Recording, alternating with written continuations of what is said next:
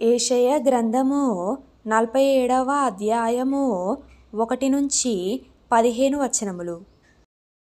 కన్యకయైన బబులోను క్రిందికి దిగి మంటిలో కూర్చుండుము. కల్దీయుల కుమారి సింహాసనము లేకయే నేల మీద కూర్చుండుము. నీవు మృదువువని అయినను సుకుమారివని అయినను జనులు ఇక మీదట చెప్పరు.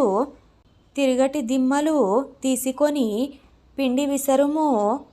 నీ ముసుకు పారవేయుము. కాలిమీద జీరడు వస్త్రము తీసివేయుము. కాలిమీది బట్ట తీసి నదులు దాటుము. నీ కోకయు తీసివేయబడును. నీకు కలిగిన యవమానము వెల్లడి అగును.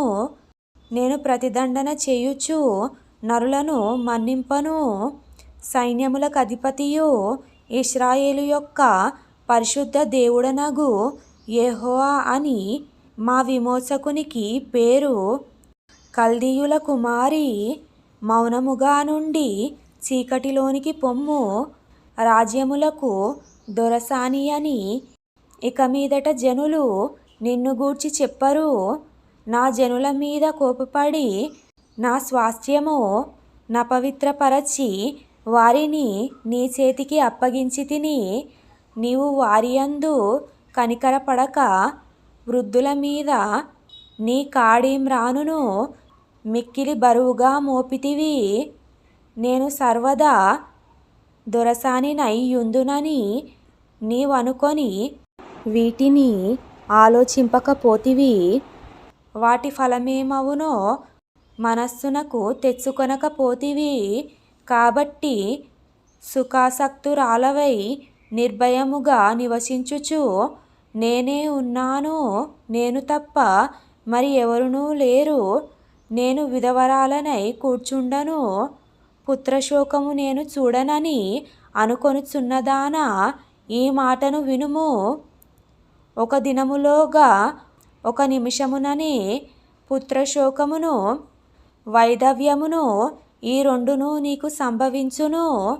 నీవు అధికముగా శకునము చూచినను అత్యధికమైన కర్ణపిశాచ తంత్రములను నీవు ఆధారముగా చేసుకొనినను ఆ అపాయములు నీ మీదికి సంపూర్తిగా వచ్చును.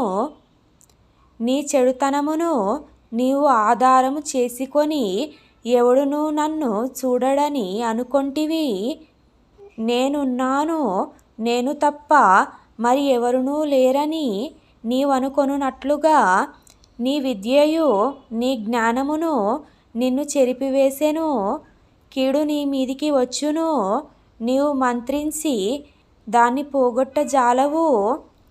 ఆ కీడు నీ మీద పడును, దానిని నీవు నివారించలేవు.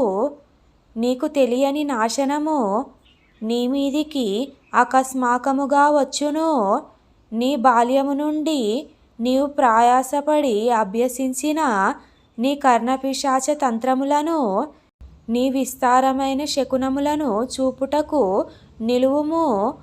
ఒకవేళ అవి నీకు ప్రయోజనములగునేమో, ఒకవేళ నీవు మనుష్యులను బెదిరింతువేమో. నీ విస్తారమైన యోచనల వలన నీవు అలసియున్నావు.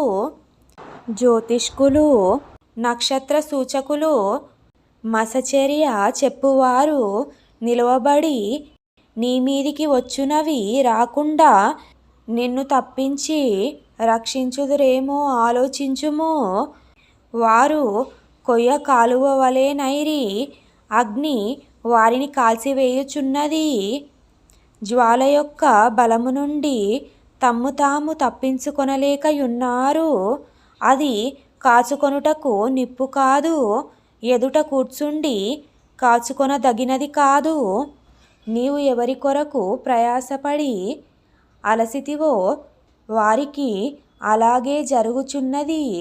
నీ బాల్యము మొదలుకొని నీతో వ్యాపారము చేయువారు తమ తమ చోట్లకు వెళ్ళిపోవుచున్నారు. నిన్ను రక్షించువాడొకడైనా నుండడు.